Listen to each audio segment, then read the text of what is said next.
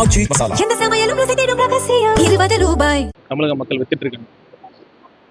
தமிழகத்தை தமிழக வெற்றி கழகத்தின் தலைவர் திரு விஜய் அவர்கள் ஆள வேண்டும் என்று மக்கள் தீர்ப்பளித்ததை அனைத்து கட்சியினரும் ஏற்றுக்கொண்டு விட்டார்.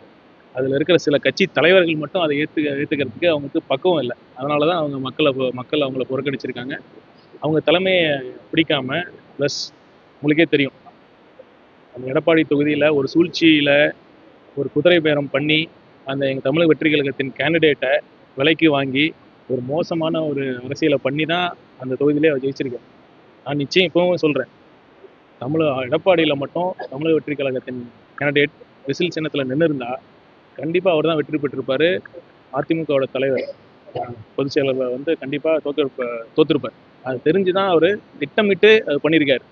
அதனால் அவருக்கு இதை பற்றி பேசுகிறதுக்கெலாம் கொஞ்சம் கூட தகுதியே கிடையாது. அது எதையும் நேருக்கு நேராக மோதி அவருக்கு பழக்கமே கிடையாது. அதனால் பல அவதூறுகள் பேசிகிட்டு இருக்காங்க. சரி, தோத்துட்டாங்க.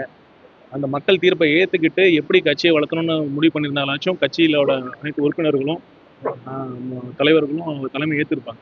கட்சிக்கு அந்த தோல்விக்கு அவர் தவிர மீதி எல்லாரும் தான் பொறுப்பு அப்படின்னு சொல்லிட்டு அதை கொஞ்சம் கூட ஒரு பக்குவம் இல்லாமல் அவர் தலைமையினால தான் தான் முதலமைச்சராக வேண்டும் என்பதற்காக திமுகவோட கூட்டணி சேர்க்கறதுக்கும் தயாராக இருந்தார்.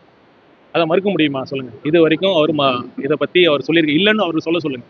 நான் திமுகவோட பேசலை அப்படின்னு இப்போ அவர் மறுக்க சொல்லுங்கள்.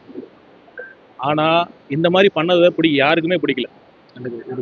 அதிமுகவோட தொண்டர்களாக இருந்தாலும் சரி, மற்ற தலைவர்களாக இருந்தாலும் சரி, யாருக்குமே அது பிடிக்காதனால தான் அவங்க வந்து அந்த கட்சி உள்கட்சி பிரச்சனைனால வெளியில் வந்து நம்ம தமிழக வெற்றி கழகத்தை நோக்கி வர்றப்ப நம்ம ஒரு அரசியல் தமிழ்நாட்டு அரசியலை ஒரு முறையாக வழிநடத்த வேண்டிய பொறுப்பு தமிழக வெற்றி கழகத்திற்கு இருக்கு. அதனால தான் நாங்கள் நம்ம கட்சியை தேடி வரப்போ நம்ம அவங்களை அரவணைச்சு எடுத்துகிட்டு போகிறோம்.